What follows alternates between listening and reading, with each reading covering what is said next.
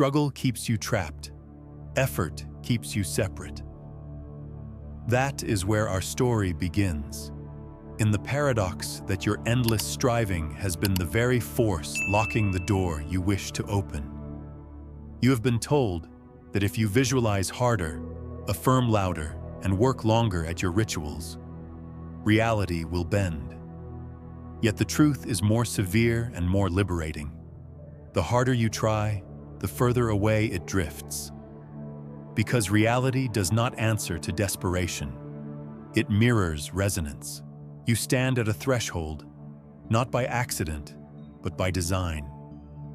Every book you have opened, every practice you repeated with weary hope, has led you here. The universal key is not another method. It is not something purchased, performed, or borrowed. It is a remembering of what has always been yours.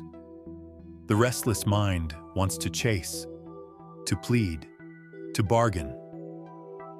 But beneath that noise is a silent, knowing mind.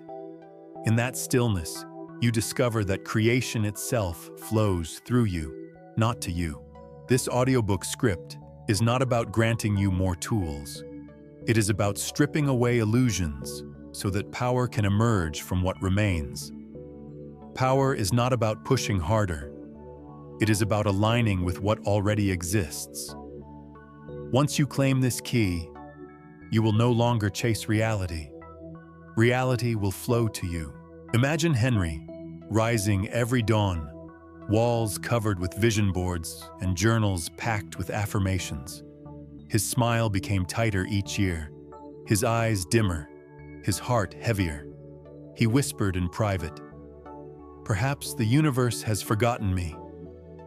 Yet in truth, it was Henry who had forgotten himself. One night in the park, an elderly woman sat beside him, radiating stillness. She did not ask about his practices or praise his dedication. She simply said, "You are drowning in the ocean because you do not realize you are the ocean."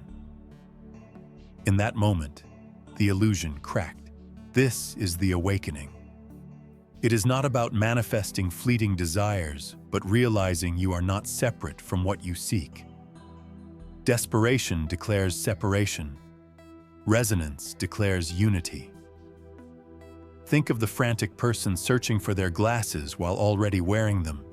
Their panic blinds them to what was always there. So too with your desires. Pause here. Feel your own energy. Not to change it, but to witness it. Is it grasping? Is it anxious? Or does it rest in quiet certainty? In that witnessing, transformation begins. The key is not belief. The sun does not require belief to shine. The key is awareness, a shift in being. So I invite you, wherever you are listening from, perhaps late at night, perhaps during a morning commute, leave a comment below and tell us where and when you are listening. And if these words resonate, subscribe and tap the bell so you do not miss the flow of future stories in Audiobook Sanctuary. Now the threshold has been set. You have glimpsed the paradox. Effort pushes it away. Stillness draws it near. You have seen through Henry's restless striving to the quiet power of resonance. And from this first crack of light, we will step deeper into the hidden power you never realized you already carried. Eleanor had everything the world celebrates. Awards lined her walls. Her social media sparkled with curated vacations, expensive gowns, candlelit dinners. And yet, in the silence after each celebration, an emptiness returned. She reached for the next promotion, the next admirer, the next milestone, always hoping that this one would finally quiet the ache inside. But the cycle never ended. What she failed to see is the same truth most of us miss. The world outside is only a mirror. Every certificate, every embrace, every paycheck is only reflecting back the deeper reality within. You too have been conditioned to search outward, to find power in people, status, wealth, possessions. But the greatest paradox is that these external symbols are like shadows. They exist only because a light shines within. Without that light, there is nothing to cast. And that light has been in you since your first breath. It has never needed permission, recognition, or validation. It simply waits to be seen. One night, Eleanor dreamed of a figure made of light. Its warmth was not the counterfeit glow of likes and praise, but the radiant familiarity of her own essence.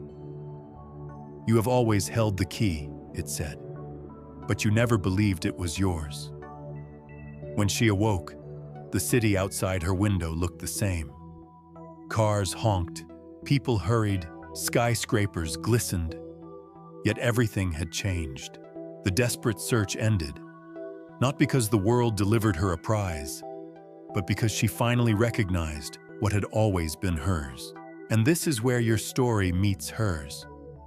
You have been running from mirror to mirror, chasing reflections instead of standing in the source. When you stop believing that your fulfillment comes from outside, the frantic chase dissolves. Reality begins to shift, not because circumstances bend to you, but because you align with what you already are. Take a moment. Open a journal if you have one. Write down what you yearn for most deeply. Let it pour out uncensored. Love, abundance, belonging, peace. Now close your eyes. Ask, where does this already live in me? If you yearn for love, can you feel the warmth of your own heart when you remember someone you've cherished? If you long for abundance, can you notice the richness of breath filling your lungs right now? The more you see this inner presence, the more life mirrors it back. Eleanor's revelation is not just her own, it is an archetype. It is the moment every seeker faces when the ladder of outward achievement collapses under its own weight. The world's approval cannot patch the hollow center. Only recognition of the inner source can. The ancient mystics compared it to the sun behind clouds. Even when obscured, it shines. The cloud is the illusion of lack. Your task is to remember the sun. Perhaps right now you are questioning whether this applies to you. You may argue, but I need a job, I need companionship, I need results in the real world. Of course you do. But the world responds to your inner state. Chasing from emptiness broadcasts emptiness. Standing complete radiates a signal that attracts what resonates. Eleanor stopped seeking love in every passing face, and suddenly others were drawn to her light. Not because she chased, but because she became. This is the hidden power you never realized you had. The ability to stop hunting for reflection and stand as the source. To embody rather than to request. To remember rather than to acquire. And when you do, circumstances must shift. Because reality has no choice but to echo what you are. Hold this thought gently as we continue.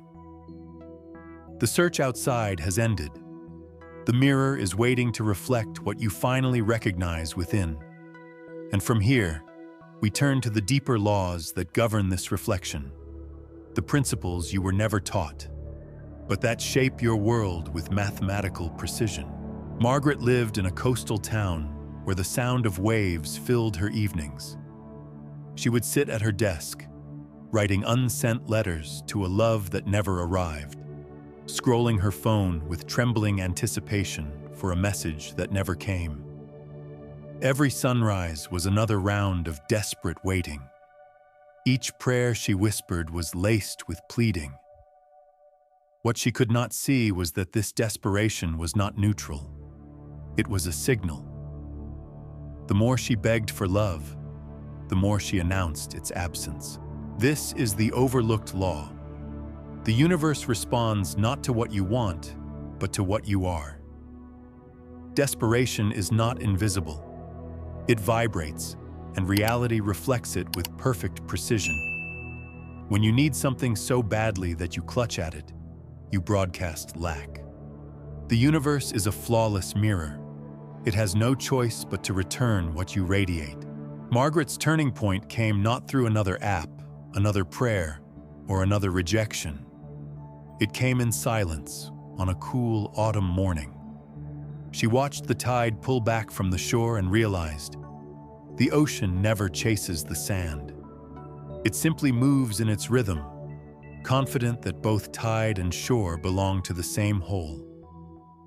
That day, she deleted her unsent letters, removed the dating apps, and turned inward.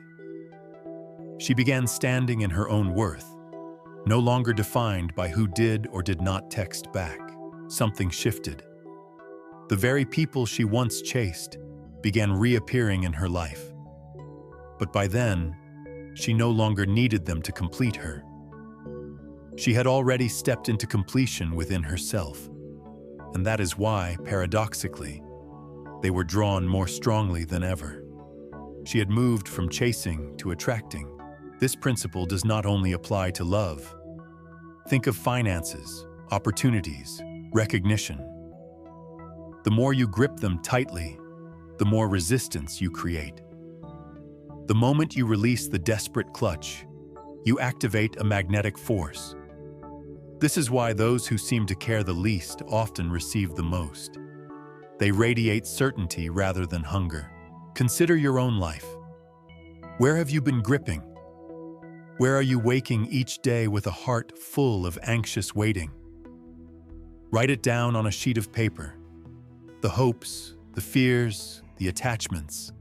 Then light a single candle, and with steady breath, release those words into flame. As the paper burns to ash, let it symbolize your release of desperate energy. Whisper to yourself, I stand complete within myself. The universe knows the path.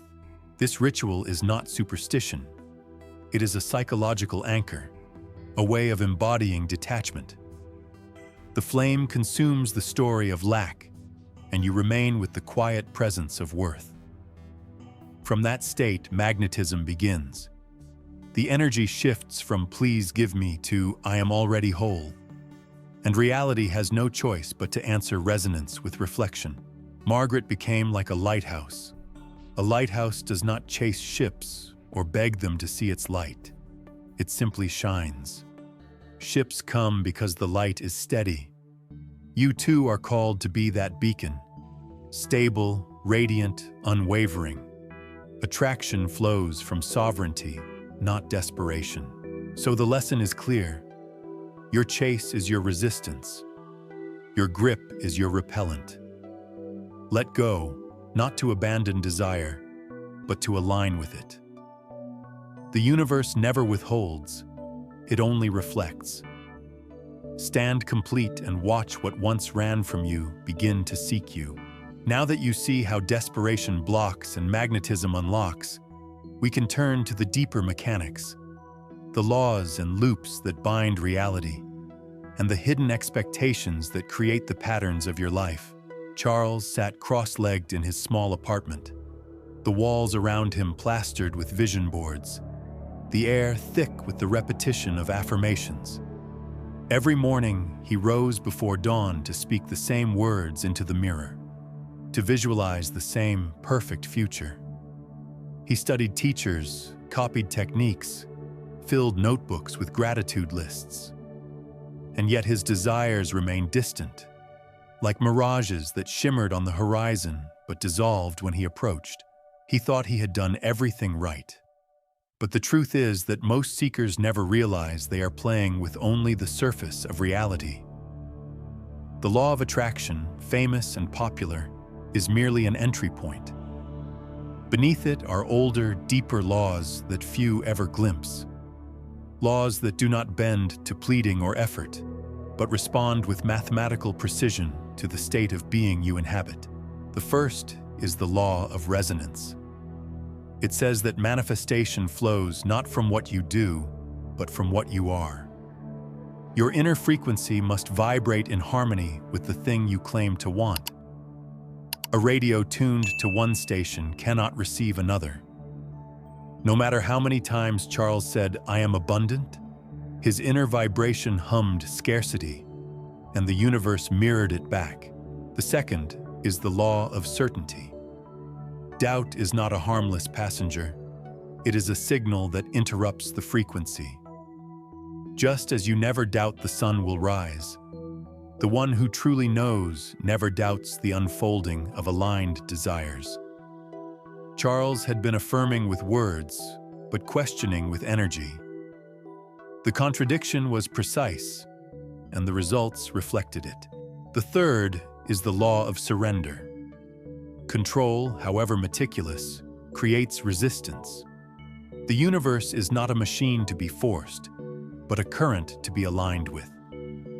Charles thought his detailed rituals were discipline. In truth, they were another form of grasping. The more he tried to bend reality to his will, the more reality stiffened. One evening after meditation, a woman with an unusual calmness approached him. "You are working so hard to manifest," she said. "But manifestation is not about asking, it is about becoming." Those words broke through. In that moment, Charles saw clearly that all his techniques were keeping him in the position of seeker. He was knocking on a door that was never locked. The same mechanism played out in James's life, though in a different form. He walked the same path every day, greeted the same faces, and returned to the same unfulfilling job. Every attempt at change seemed sabotaged by an invisible force pulling him back. That force was not external fate. It was his subconscious expectations, the hidden script looping beneath awareness. The subconscious does not care about what you consciously want. It manifests what you truly expect. James believed deep down that failure was his pattern, that disappointment was inevitable. So his reality, with ruthless accuracy, replayed that story, until he could illuminate and rewrite those hidden beliefs. He would remain trapped in the loop. This is what I call the reality loop, the faithful reproduction of your subconscious convictions. Life does not answer your wishes. It answers your expectations. If you secretly expect rejection, rejection arrives. If you quietly assume struggle, struggle persists. And then there was Walter, in his tower office in Manhattan, calendars packed, strategies mapped. He lived clenched, convinced that if he scheduled every detail, he could force success into existence. Yet the tighter he gripped, the more opportunities slipped through his fingers. His mentor appeared not in a boardroom, but on a pier, in the form of a fisherman. "The river does not flow because you push it," the old man said. "It flows because you let it." The lesson repeats through all these lives. Reality does not answer to effort, but to alignment. Your resonance, your certainty, your surrender, your expectations, these are the laws. Break them, and you circle in loops. Align with them, and manifestation becomes as natural as breath. So pause. Ask yourself, what hidden beliefs are scripting your days? Where are you gripping with control rather than surrendering to flow? Where are your words contradicting your energy? Write these down, not as accusations, but as revelations. To see the loop is to begin to step outside it. As we move forward, we will leave behind the surface techniques and lean into deeper mysteries. We will explore the quantum field of infinite versions of you, the silent expectations shaping your days, and the subtle synchronicities through which the universe whispers its guidance. Joseph's days were an endless loop of sameness. The same streets, the same coffee shop, the same conversations that never seemed to change. His dreams remained unfulfilled because he thought change meant arranging new circumstances around the same self. One morning, an enigmatic stranger sat beside him and spoke the words that cracked his illusion. You exist in infinite versions. The Joseph who lives in lack and the Joseph who lives in abundance are both real. You simply choose which one you embody. This was Joseph's introduction to the quantum field.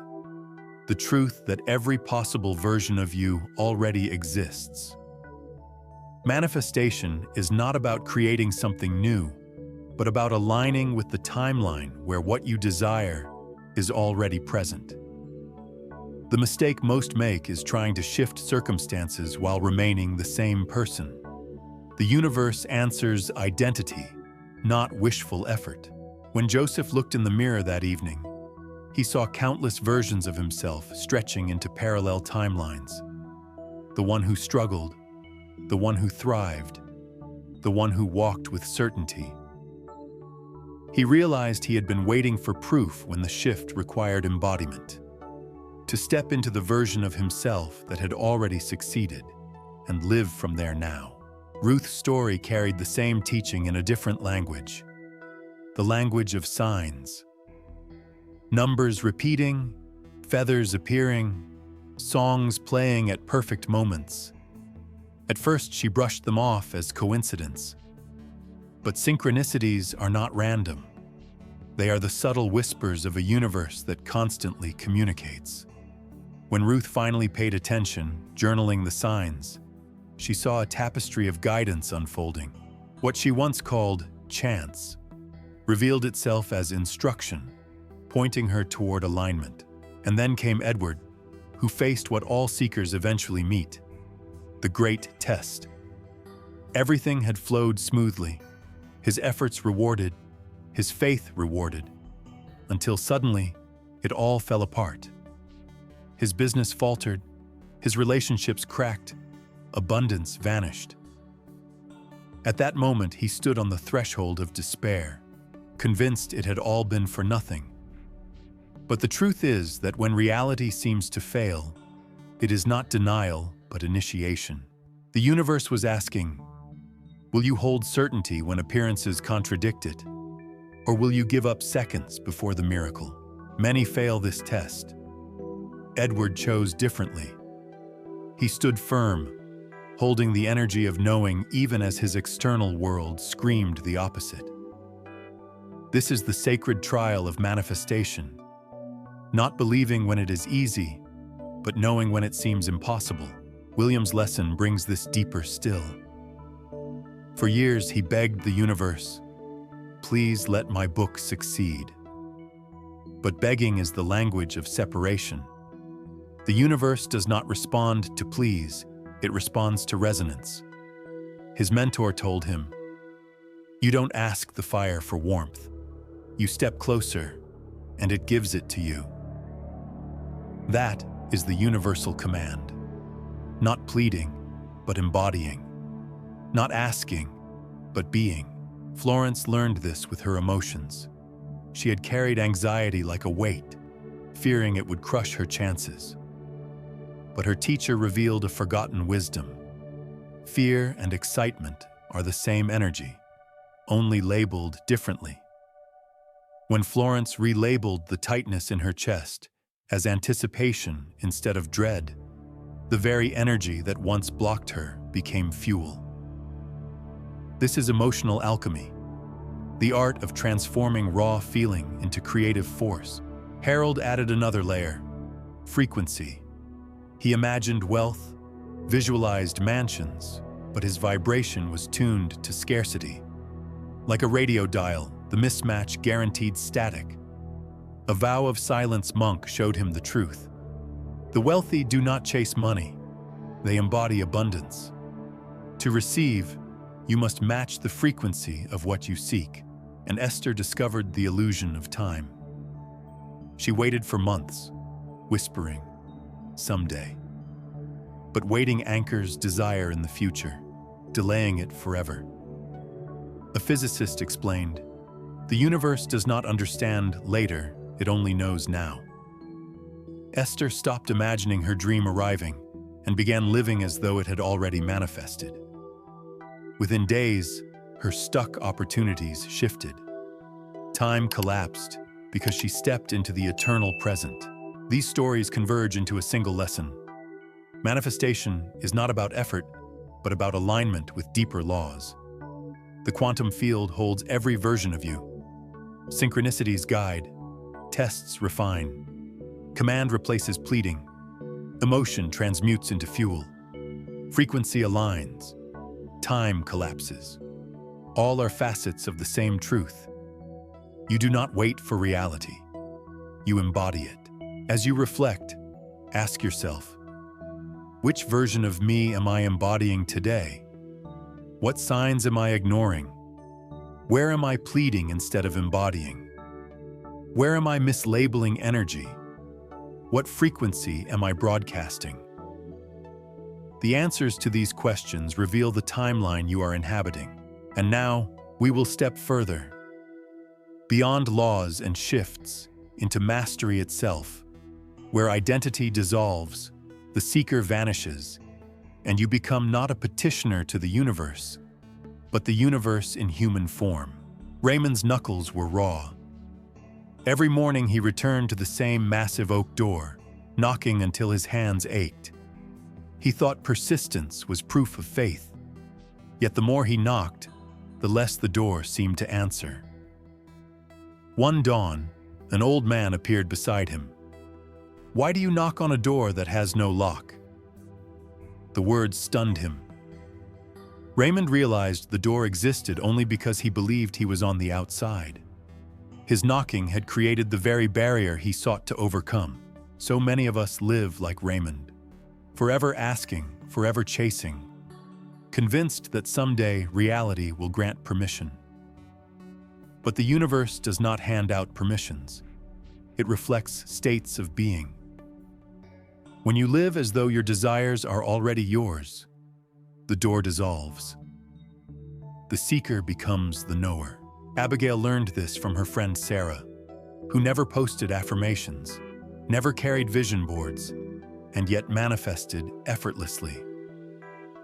Abigail asked, "How do you do it?"